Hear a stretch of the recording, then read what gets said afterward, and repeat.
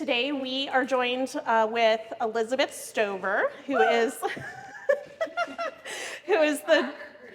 the Director of Community Impact for United Way. And she's going to be discussing ALICE. You have probably heard ALICE in terms of income and affordability for families, and may or may not know what that all means because it's a very mysterious term. So Elizabeth is going to go ahead and bring us all into the loop as to what ALICE means and why it's important. In the meantime, I'm going to be passing around a sign-in sheet. So if you don't mind putting your organization name and contact information on here, or whatever information you're willing to share, we'd love to stay in touch with you about the initiatives of SAW Housing. So if you don't mind filling that out. And I will also be passing around kind of an infographic to give you an idea of the current status of housing in the SAW area and why that matters, just so that you have some data to orient yourself with during the discussion. So I, without further ado, am going to hand it over to Elizabeth. Thank you. Thank you.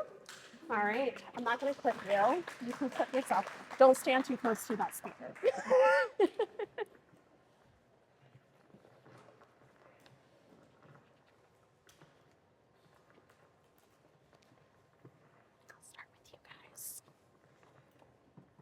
And if you want to take one and pass it, you can do that as well. That's okay.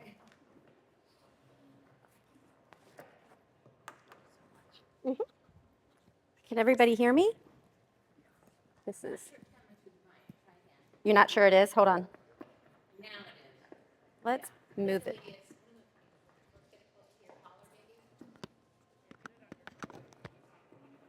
How about now? Okay, let's hide some of these wires. I look like a robot.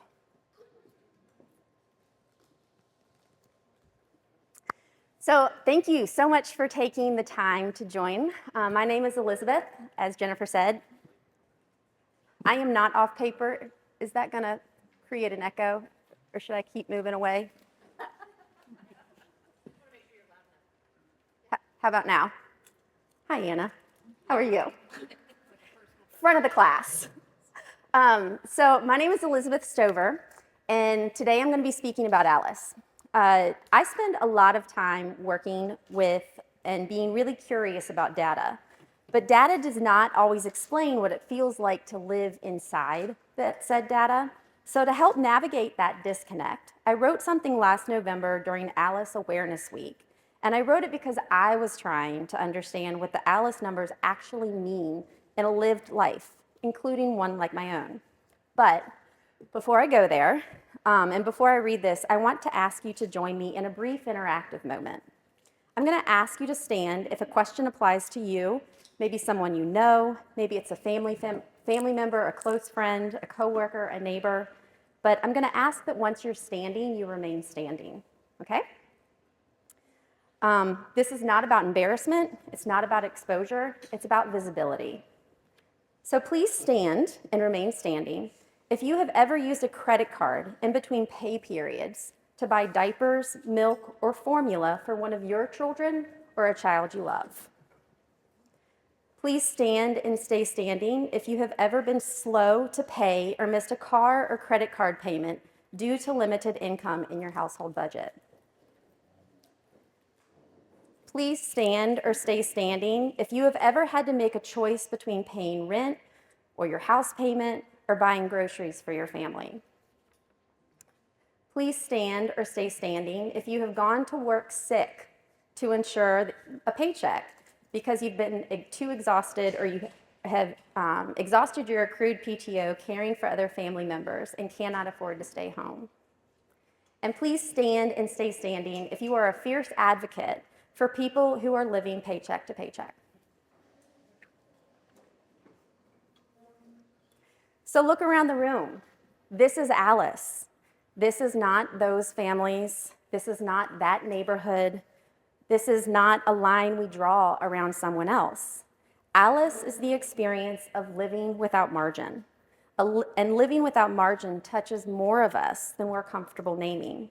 It shapes our health, it shapes our housing, it shapes our work, and it shapes the very systems that we're all trying to improve. Thank you. You guys can go ahead and take a seat. In our region, roughly 1 in 3 households live below the ALICE threshold.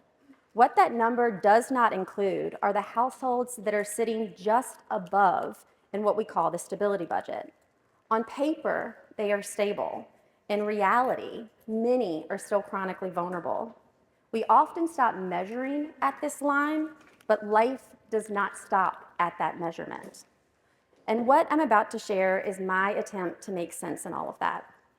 When most people hear the word disaster, they picture a moment.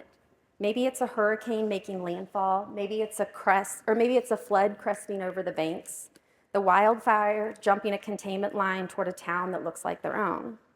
But in the lived world, a disaster is both the moment and the aftershock.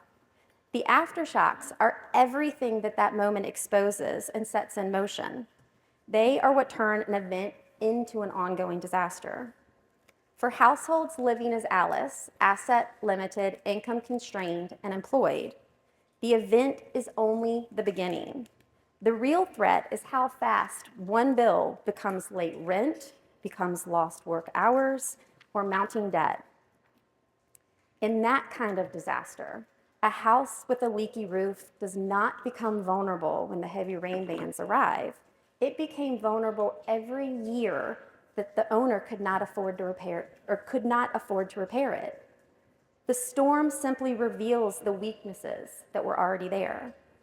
My understanding of disaster was shaped in the aftermath of Hurricane Katrina working on the Mississippi Gulf Coast.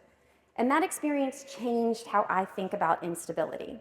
I often find myself using this language and the discipline of disaster response as a lens for understanding what many families are navigating every day.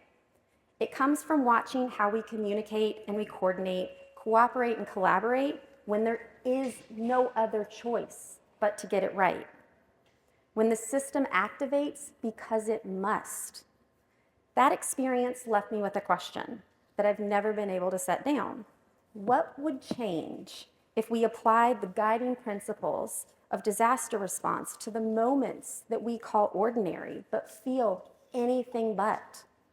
What if human services had access to the same shared maps we rely on when a flood is recognized as a flood?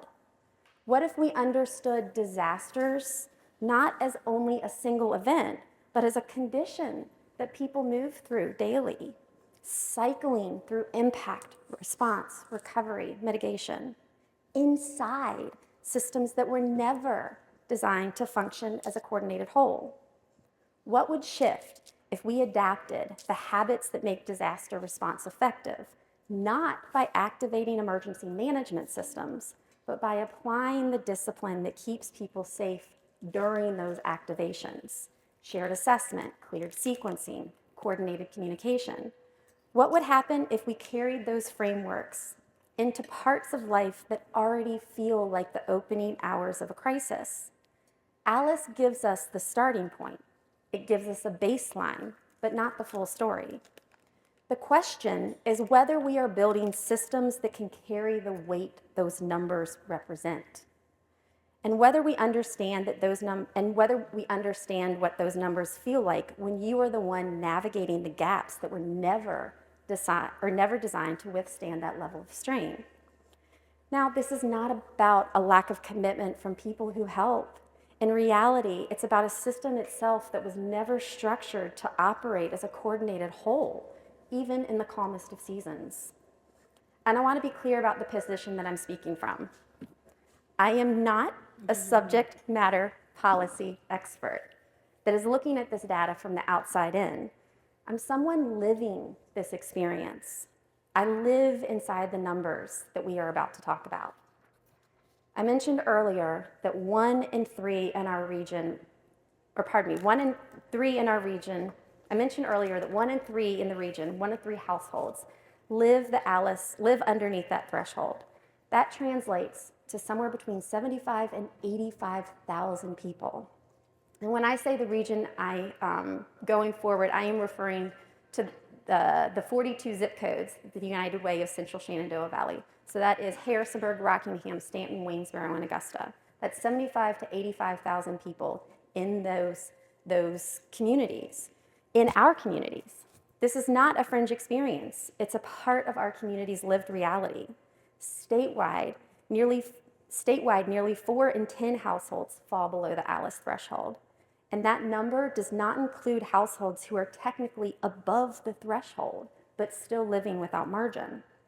Many communities rely on established indicators to understand financial hardship. The federal poverty line was developed in the 1960s. It is based on the cost of the minimal food plan multiplied by 3 in the 1960s, because food represented roughly 1/3 of a household expense at that time.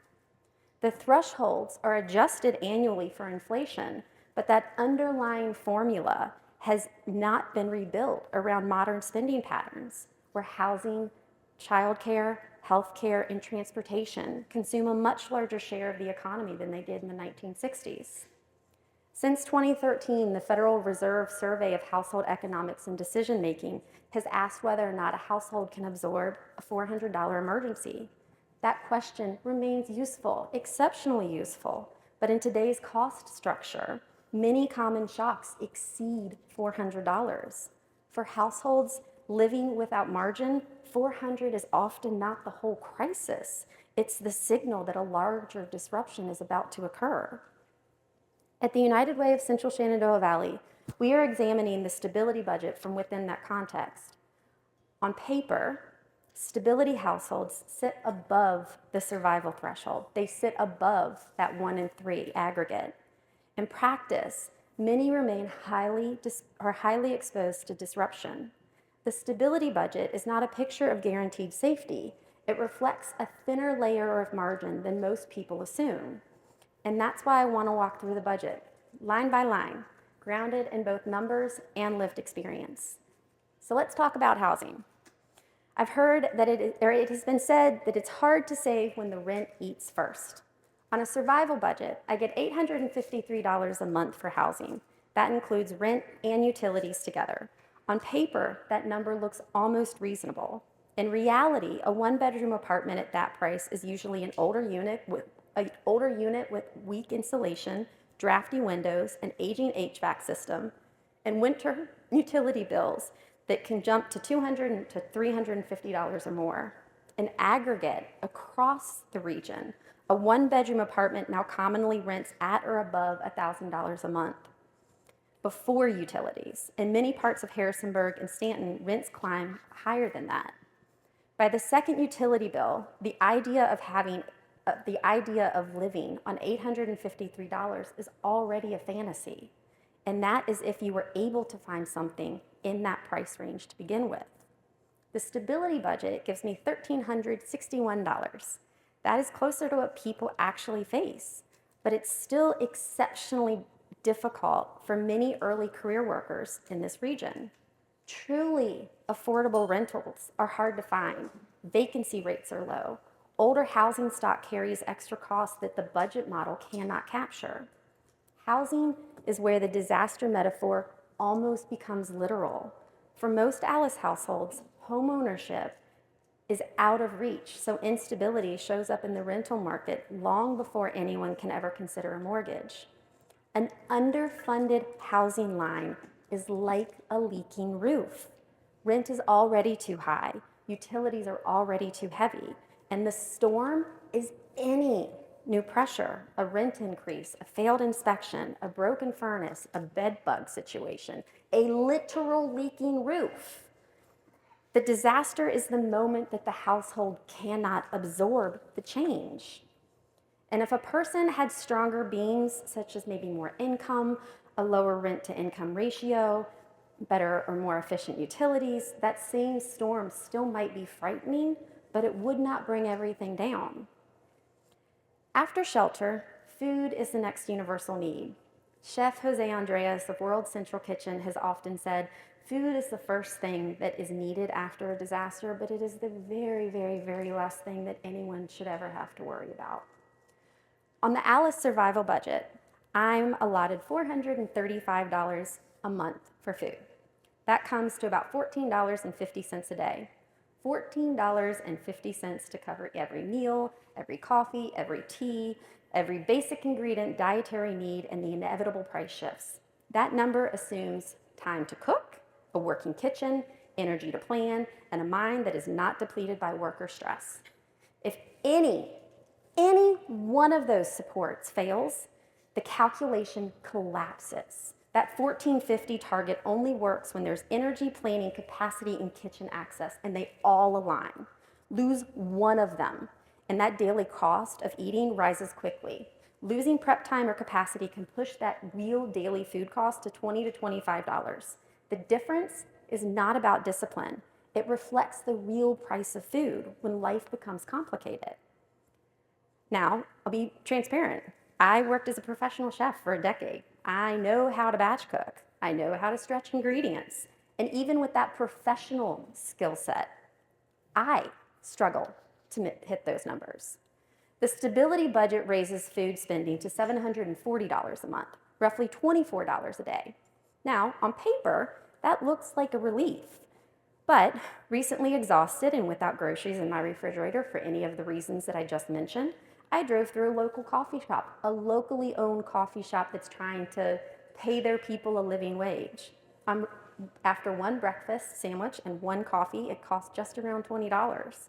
Supporting a local business felt ethically right, but financially it consumed my entire day's worth of food, measured by either the survival or the stability budget allowance. On paper, food is arithmetic. In real life, it's triage. For me, it has meant skipping meals to make the numbers work, and irregular meals make it harder for me to manage migraines, stabilize blood sugar, and control chronic pain. Over time, scarcity reshapes the body. In disaster terms, food scarcity is like the water slowly rising inside your home. You adapt at first, you move things higher, you tell yourself that the water will recede. Eventually, the outlets are underwater. And at that point, you're no longer managing, you're losing ground. Food insecurity is the disaster that does not break down the door, it seeps under it. Now, let's talk about the healthcare line. A health crisis is the disaster that is most likely to bankrupt an American family. The survival budget gives me $199 for healthcare. The stability budget gives me $216. That line is meant to cover everything. Premiums, deductibles, copays, prescriptions, the costs that insurance does not fully absorb. Both assume that I'm basically healthy. I'm not. I've had chronic migraines since I was 9. That has meant specialists, preventative medications, rescue medications, CAT scans, MRIs, missed work, emergency rooms, testing, follow-up, and years of trial and error. One chronic condition can swallow an entire healthcare budget. For more than a year, I've recently deferred dental care. Not because I forgot, I just couldn't afford to open the door. And when I finally got my new job and had dental care, I went back and for my cleaning, and they gently reminded me that everything that I had postponed still needed to be done. And in fact, I had just allowed the damage to grow in the dark. This is what the ACA subsidies represent to me. The subsidies are not a technical policy detail. They are a levy. And when the levy holds, premiums remain within reach for households. When it weakens or expires, premiums quickly rise. For households already attached to or already stretched to their limit, this is not a small budgeting adjustment. It's a shock that hits the same month as every other expense. And when people can afford routine care and manage chronic conditions, a medical bill is less likely to trigger financial collapse. The system grows steadier, not because the pressures vanish, but because the levy gives families enough protection to stay upright. Now, the enhanced subsidies have expired as of the beginning of this year.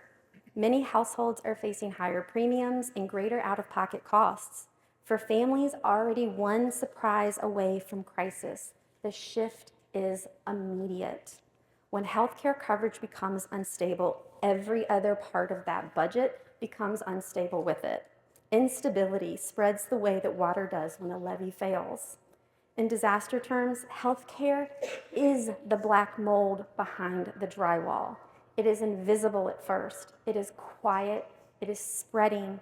It is expensive to remediate, and it is devastating once exposed. Illness is the disaster that begins inside the walls. By the time it shows itself, the structure is already compromised. Now, can I see a show of hands? Who drove here today? Most of us depend upon transportation every single day without thinking about it.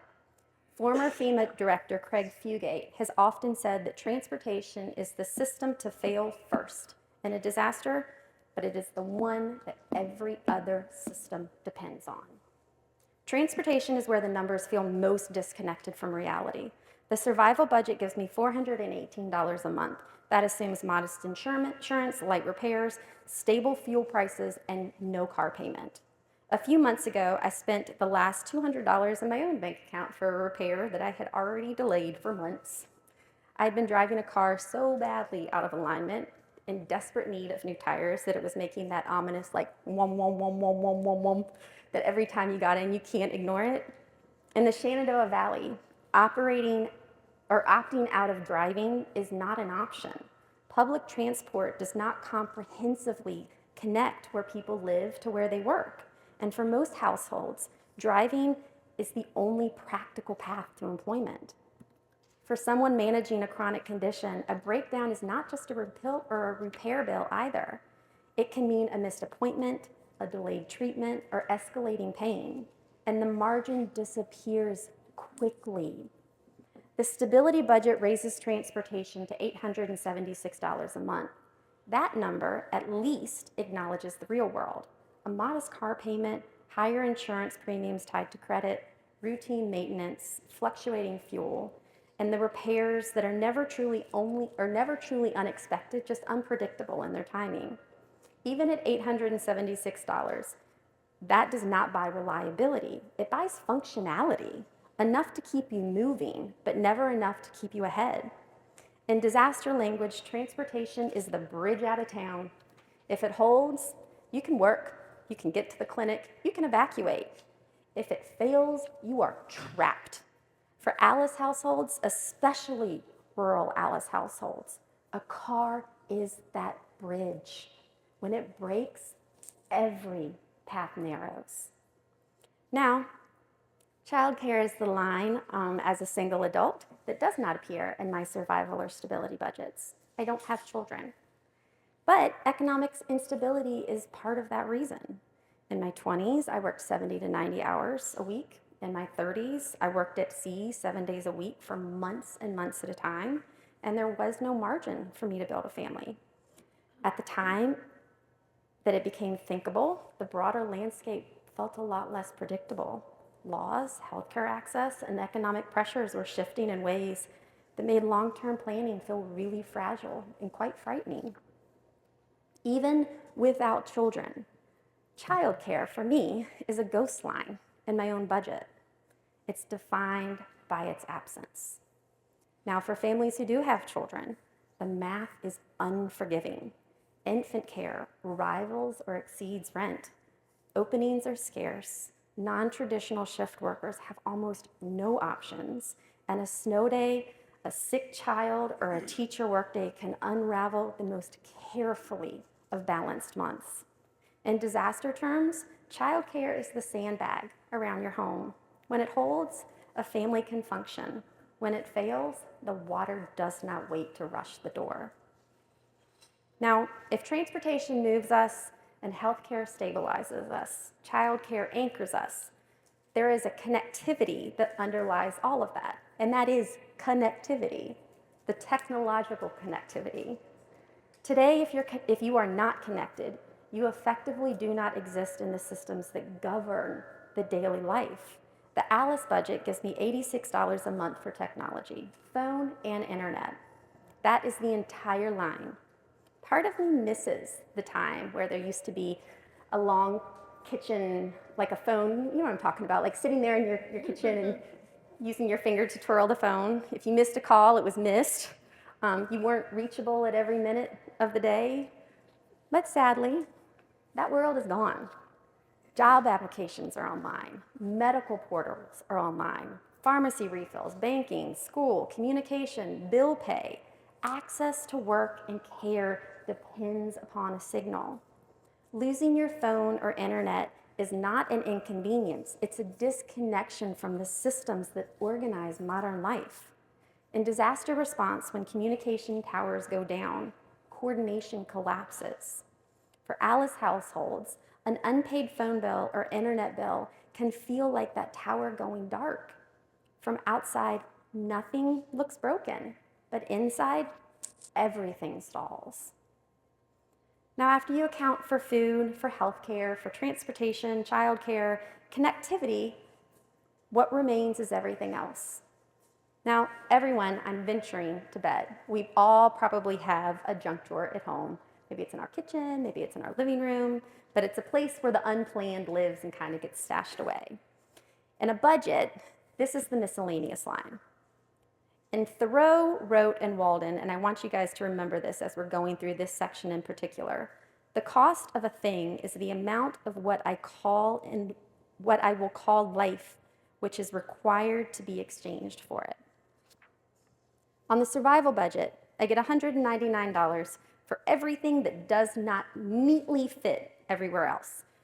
Student loans, clothing, shampoo, Tampax, detergent, gift, pet care, all of it, haircuts, household supplies, the small emergencies and daily necessities that are never truly small. The stability budget allows $328, a little more room, but not much more. One pet emergency, one funeral, one legal fee, and the drawer is empty. I, personally, just emptied mine yesterday in its totality, and then some. My sweet little 3-year-old cockapoo was vomiting all afternoon, and we had a vet visit. And that bill did not wait for the budget to catch up. Now, also, when I was younger, I borrowed nearly $50,000 to earn my degrees. At the time, it felt frightening, but manageable, if I worked hard enough. So I built my life around repayment. I worked 8 seasons at sea, specifically in the Drake Passage in the Southern Oceans. I missed holidays, I missed birthdays, years of ordinary living because I believed that I could outwork the debt. When the loans were finally paid off, after being sold and resold and reshaped by terms that never felt steady or fair, I calculated, like the day I paid it off, I'm like, I wonder what I have fully paid. It was enough to buy a home, at least at the price when I took the money out in the early 2000s. And that's the quiet truth behind many Alice stories. Stability is not absent because of laziness. It is consumed while people are working to build it. And that there were costs beyond just money. I missed my grandmama Stover's funeral because the only work that paid me enough to keep me afloat was literally keeping me afloat in an ocean in a different hemisphere. Budgets do not record that kind of loss. They measure dollars. They do not measure time. Taxes nearly double between the survival and the stability budgets, rising from $335 to $697 a month. Not because spending becomes extravagant, but because the gross income to require net stability is significantly higher. Let me say that again. Not because spending becomes extravagant, but because the gross income required to net stability is significantly higher. To cover basic stability expenses, a single adult in this region must earn roughly $55,000 to $56,000 a year. That is not entry-level wage in much of this economy. For many sectors, it's close to a mid-career income.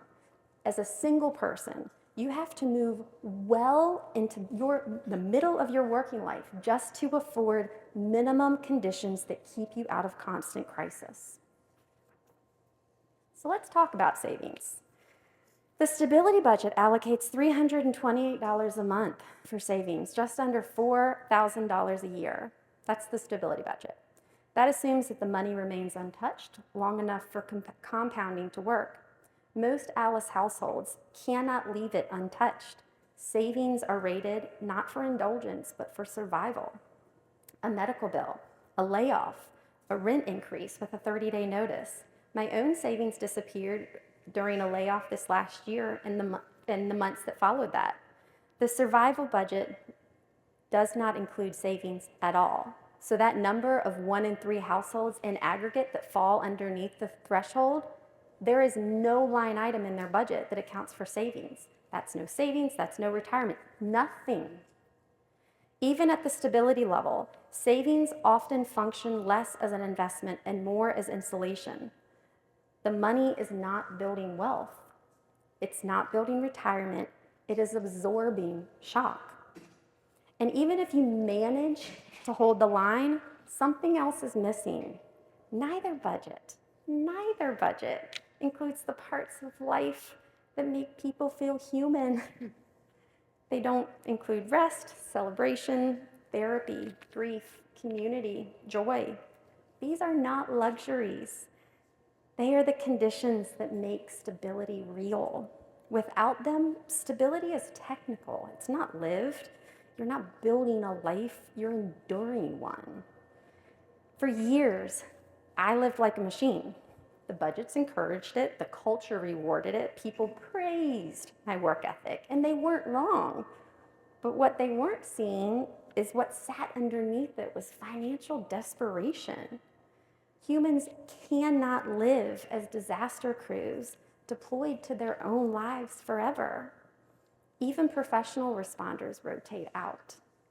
Bodies and spirits are not designed to live in sustained emergency without relief. I tried anyway.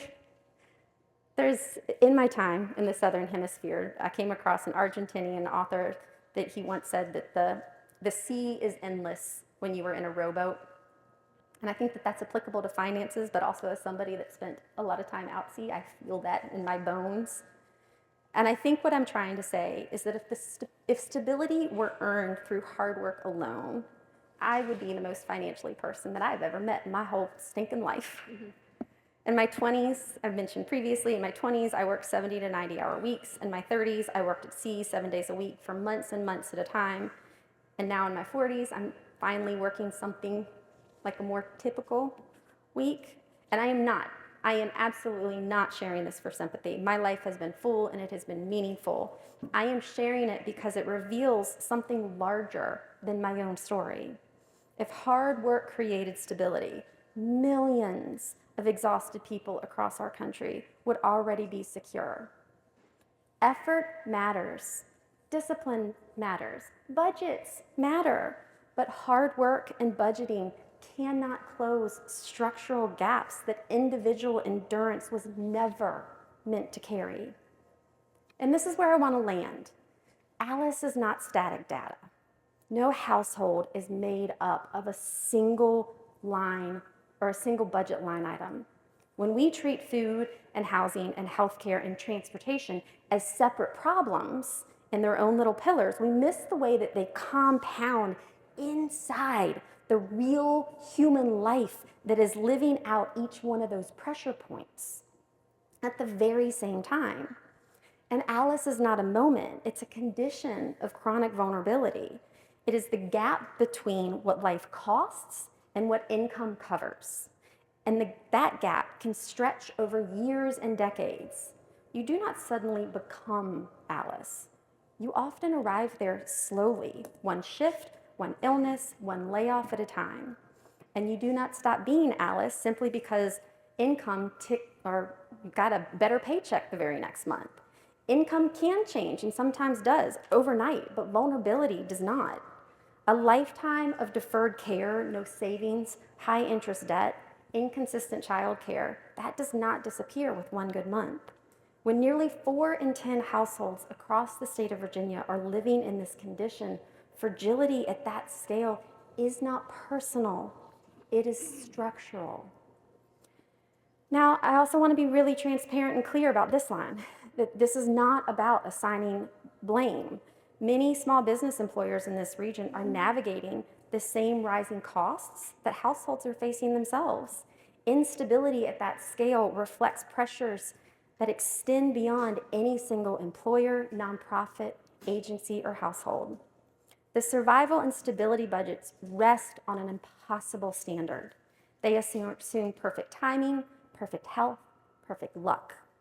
They imagine a world where nothing breaks and no crisis arrives. But lives are not lived in those neat little frames. Mine certainly is not.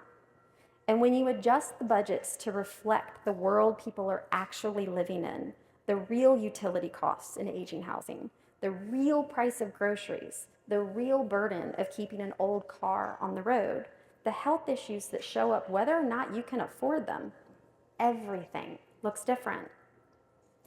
People do not suddenly become more fragile. We simply begin to see their lives more accurately. And Alice is not a fringe experience. It is a widespread condition that is lived quietly by people who work incredibly hard. Some begin in poverty and climb into Alice, not because they failed, but because the distance between poverty and barely making it is relatively small. But the distance between barely making it and true stability is like 4 Grand Canyons. It's vast. One buys you time, the other lets you sleep at night.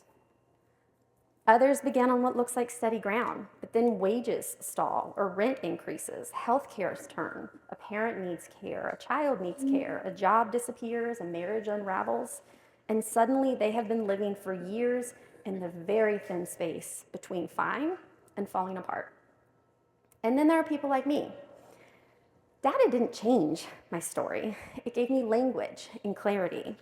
And clarity matters because if we cannot see the full scope of vulnerability, we will struggle as a community to design the solutions that are proportional to it. Let me say that again. If we cannot see the full scope of vulnerability, we will struggle to design the solutions that are proportional to it. And this is where I think, for me, the disaster lens matters. In a declared disaster, we don't improvise. We assess, we coordinate, we move in sequence, we communicate clearly. When the water is rising, the stakes require us to act at the scale of the threat. So it is worth asking, are the stakes any lower on any given Tuesday for thousands of households living one broken transmission or one medical bill away from collapse? For families living close to the edge, instability already feels like the opening hours of a disaster.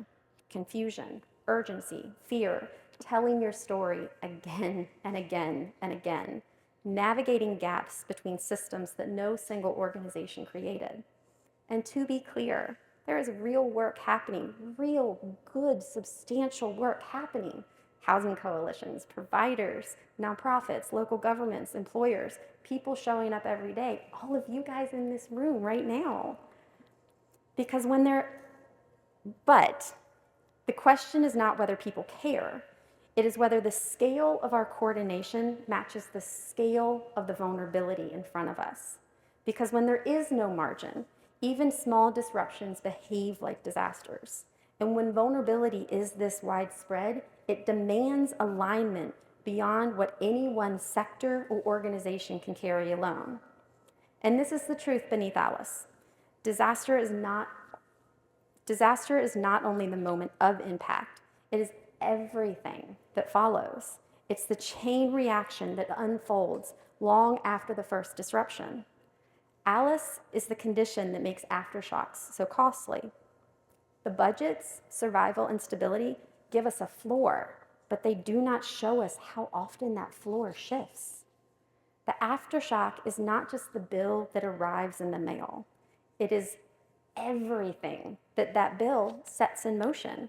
It's the quiet reshuffling of priorities, the delayed repair, the tightened grocery list, the canceled appointment. It is the strain that settles into the body and into the household, often invisibly over time. That is why our work must move in 2 directions at once. We respond to immediate need when the shock hits, and we widen the lens so that we can design systems that reduce the chronic vulnerability underneath it.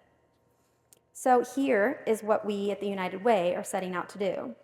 We want to build a shared place-based understanding of household stability across this region, not just who falls below the line, but who is living without any of that margin. We want to integrate data with lived experience so numbers and narratives inform one and the other. We want to better understand where coordination is already strong, but where it may be deepened. And we want to help move from parallel efforts towards more intentionally aligned systems. This is not about replacing any of the work that is already happening. It's about making it more visible, more connected, and more proportional to the scale of vulnerability that we are facing, that we are all facing. We live in an economy where many people are doing everything right and still living one transmission, one medical bill, and one rent increase away from collapse. Naming that clearly is not criticism, it's clarity. And clarity is not meant to be an accusation, it's meant to be an invitation to build solutions that match the scale of vulnerability in front of us, even when we cannot fully see it yet. Thank you.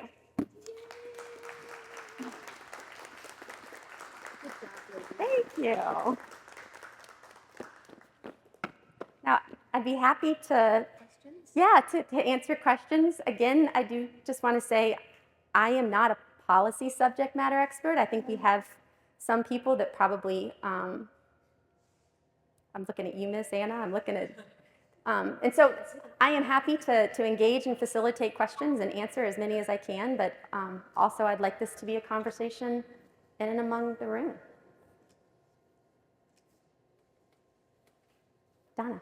I think what's also very important in this conversation is having support systems, right? So you've got family in the area. A lot of people don't have family, so again, more pillars out there to keep track of. Right. You want to expand on that just a little bit?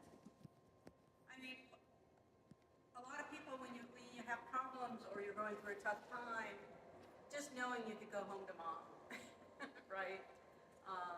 Even if it's not what you want, even if it's not even the most stable home, there's a difference in having that stability in propping you up. And when you don't even have that, say you came from the foster system, there is absolutely no safety net for you.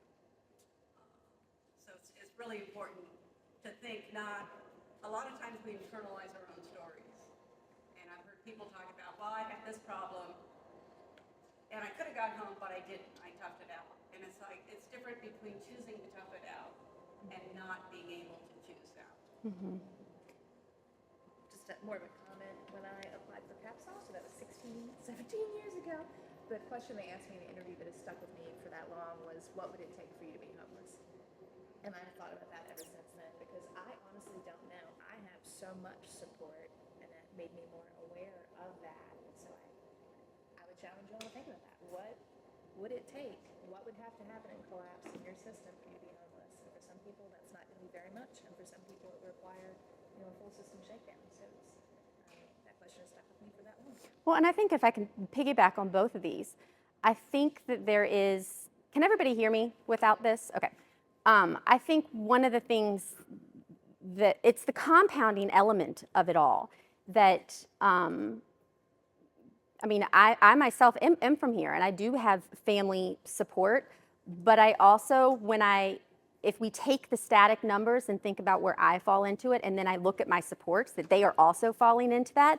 And so it feels sometimes like a robbing Peter. We are all sharing the same margin and we are just passing it from household to household. And that is keeping people just above, like their nose is just above the water. They're not drowning.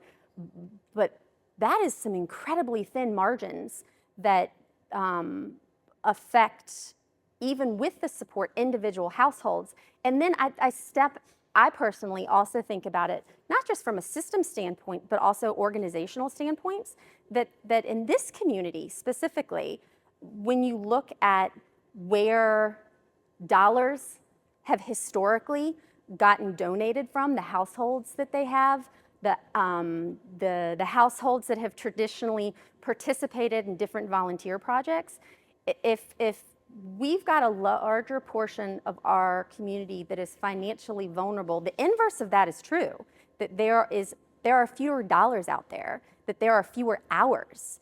And I recognize that I am asking questions, and I am asking questions that are asking us to expand the measurement and expand the scope. But to Donna's point, that there is still a very real, very present, very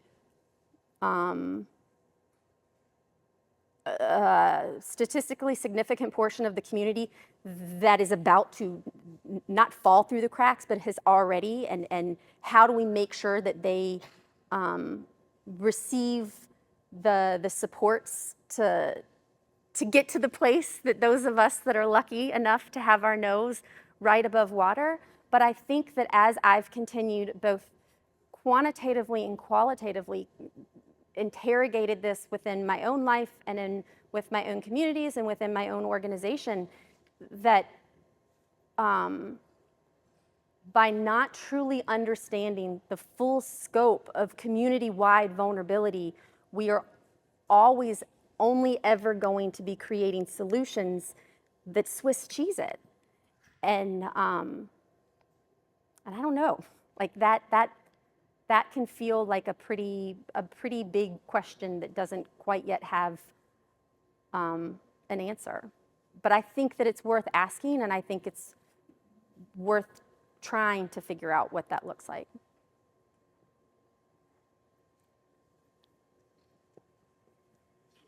Two quick points. I'm guessing these numbers that are on this sheet are at least 2 or 3 years old.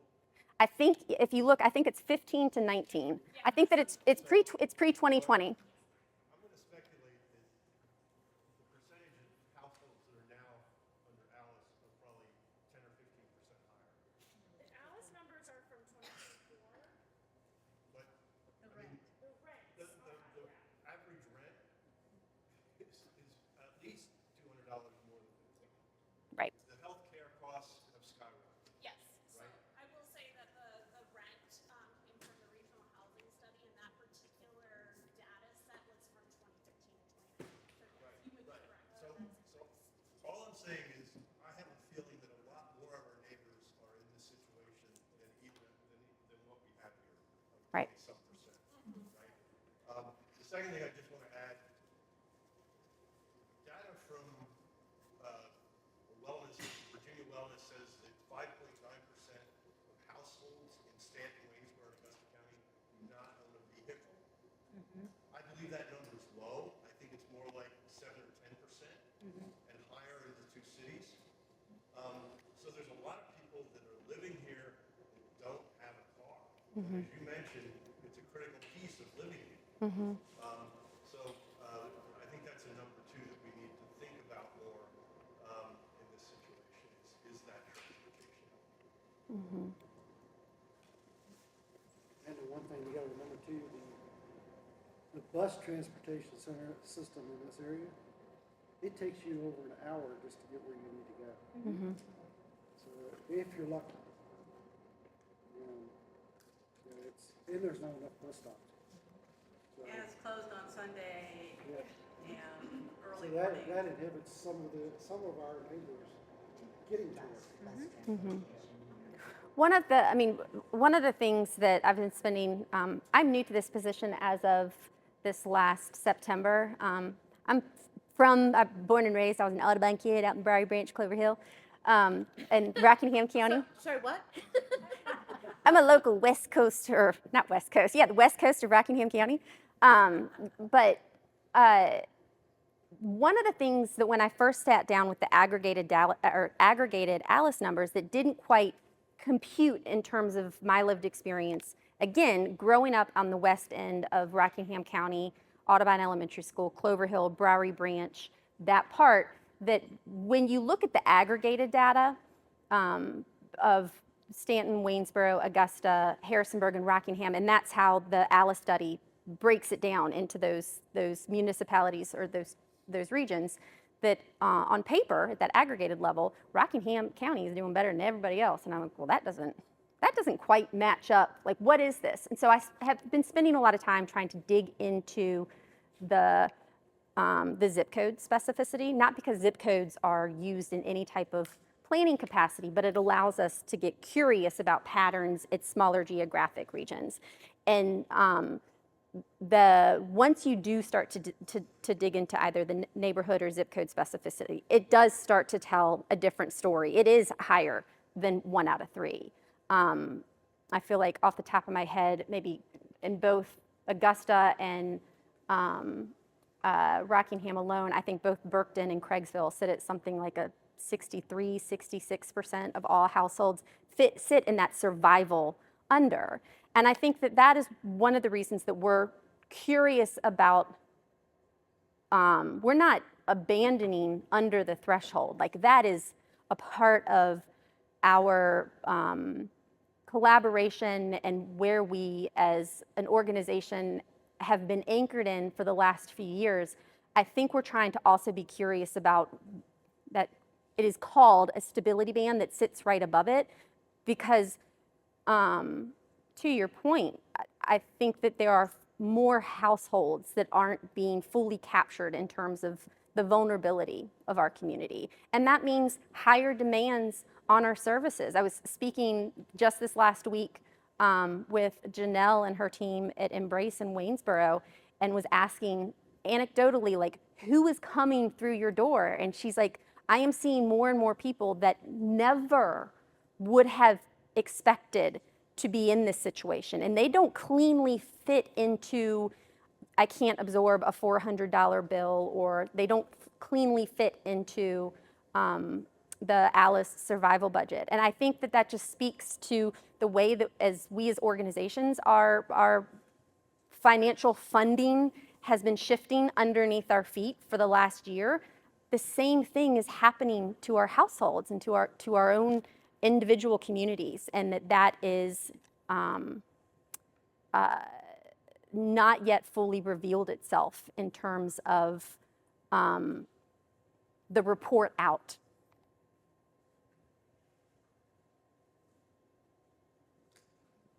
Can I ask you guys a question? Invite some conversation. Does this, whether for your own experience or in your own communities or at your organizations, like, do I sound like I'm ringing a bell that rings true? Or is this something that just sounds like bollocks to y'all? I think it's much deeper. The number I've been told from various sources is 53%. And what you're making me rethink is, okay, are they talking about under poverty level and the ALICE section of population combined? And that may be the true part. So the unemployed and the employed. But I know that the numbers of warm have doubled this year, which is homeless shelter. We're just seeing more people in worse conditions. And I'm actually a realtor, and there's not enough housing. The rents are just super high. I see it as being a much larger problem. And can I interrupt you for a second? In the sake of connection, because not everybody in this room does know each other, can I go back and have you introduce yourself and say your name and go back, just so that if there's somebody else that wants to connect, that y'all can also take that responsibility and do it yourselves. Sure. I'm Rick Kane, a broker owner of West Hills Limited Realtors. I'm vice chair of the Community Foundation. I serve on the Warren Board and a couple other organizations around the area. Thank you. Randall? Randall Wolf, I'm a citizen. Donna Yobbs, I'm on the board of LifeWorks and also on Hero. And one of the comments I wanted to also make was we recently helped what we do. Sort of go along with that piece where Elizabeth talked about sometimes it's one car repair really long, right?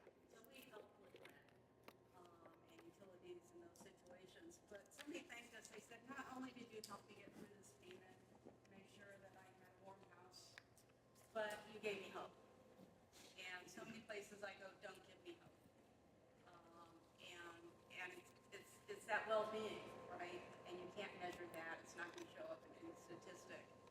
But knowing that your community cares. At LifeWorks, the Bread Basket, we list a lot of our sponsors because we want people to know that when you're picking up this item, it's because this local insurance company cares about their community, and that's why they're donating. You're not alone. It really is a village.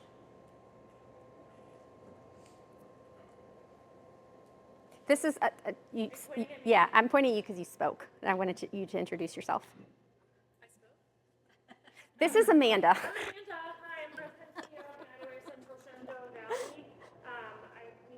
Just am so grateful that we have Elizabeth on our team.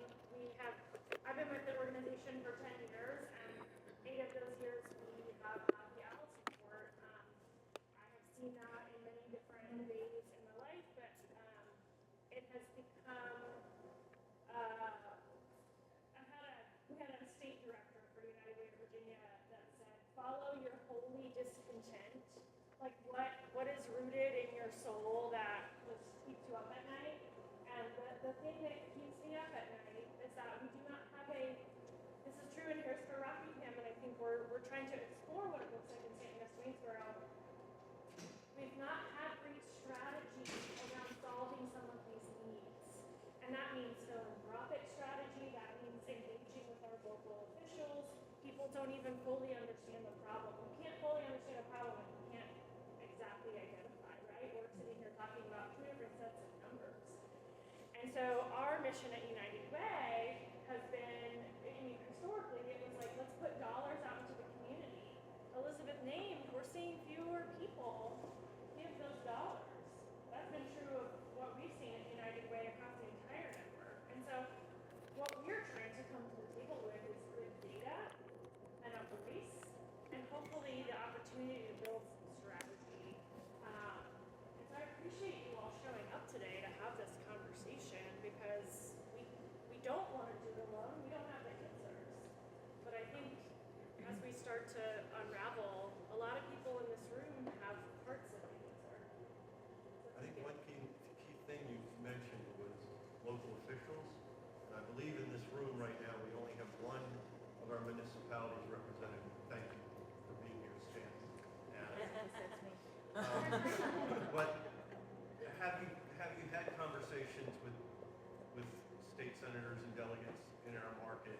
Have you talked with the supervisors of the counties and the city councils? Because I think that's really where we need to be, and to fully move this needle.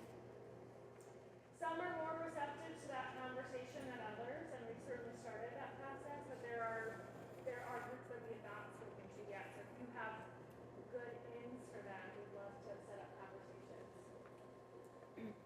And I was just sharing with Jennifer and Miriam before this. I'm sure that anybody that is paying attention to local news knows that we are in the midst of potentially a redistricting. And there is a legislative tool currently that is on the Alice for United website that gives people the ability to be able to talk about what the Alice data means in their different congressional districts. And that's about to be defunct for us, potentially. And just this next week, I actually have a call with the team at Northern New Jersey that is responsible for putting together the report, and then it gets disseminated out to the states to say, is this something that you can help us rework fast? Because we are about to be in a moment where affordability and vulnerability is so important. It's always important, but it is now catching traction in a way that it doesn't always, yeah, I'll just leave it at that. Can you help us rework this, and or can you explain how we can rework this ourselves? And so if anybody sees the value in having that data at a way that I would really appreciate maybe some signatures of support, because I think that if I can prove that I am not just a singular fly in ointment, but I have an army of flies that will come with me, that we might be able to make that happen a little faster. I'll fly with you. Great. Zoom. One interesting point in a lot of this, and I think Randall kind of pointed it out with the debunked data, is that we're working behind on a lot of these data points, right? And the data changes so frequently and so fast that we're working on old information a lot of the time. And so how do we have updated information that is almost in real time so that we can prepare for what might be coming around the bend versus reacting to what happened 7 years ago based off of the data that's available. Sure. So that's just something I've been thinking about. Well, and also, I had an interesting conversation with a gentleman that's involved in planning that there is, I'll tell you two. I've had a couple of different conversations in the last couple of weeks. One was about, like, if you've got data sets that you are aggregating up, rather than me creating those data sets to then work my way back to try to figure out the patterns that maybe would help us as individual organizations and direct service organizations figure out how to, because in both of our counties and in all of our municipalities, we know that transportation is an issue, but transportation is going to look a little different in Stanton than it will in Craigsville or Harrisonburg versus Berkton. And so calling it transportation doesn't necessarily, like, what? Okay, transportation. Like, it doesn't actually dig into what actually are the realistic solutions that serve the community in the best possible way. And so one was my question of, if you already have a situation where you're pulling data to aggregate up, can we take that same data set rather than duplicating those pools to be able to look at it down and do pattern recognition with it? So that we know that it might not be statistically significant, but at least it gives us a starting point to get curious and aggressive about our curiosity in ways that hopefully allow us to be more efficient and more effective. The other was a conversation with somebody else that was in planning that we were just kind of trying to get acquainted with each other and acquainted with each other's scope. And they made the comment about, like, well-paying jobs. And I said, okay, well, what is a well-paying job? And they said, well, we never try to bring anything that is any less than $20 an hour. And I'm like, okay, that's like, somebody who worked at Red Front in Harrisonburg as my first job, like, that was 4 times what I was making. And that is big old money, right? That was in 1998. And if we know that for a single household, no dependents, you have to make between $55,000 and $56,000 in order to be at some type of stable place, that $20 an hour, even if you're working 40 times 52, what, that gets you to the 40, 42, 44 maybe? And so I think part of this is about initiating a conversation and chaos gardening and planting seeds in a way that it's not just that we might be measuring the problem, and I need a better word than problem, but you know what I'm saying, that we are not measuring the vulnerability with the right ruler, but we're also using the wrong increments to determine solutions.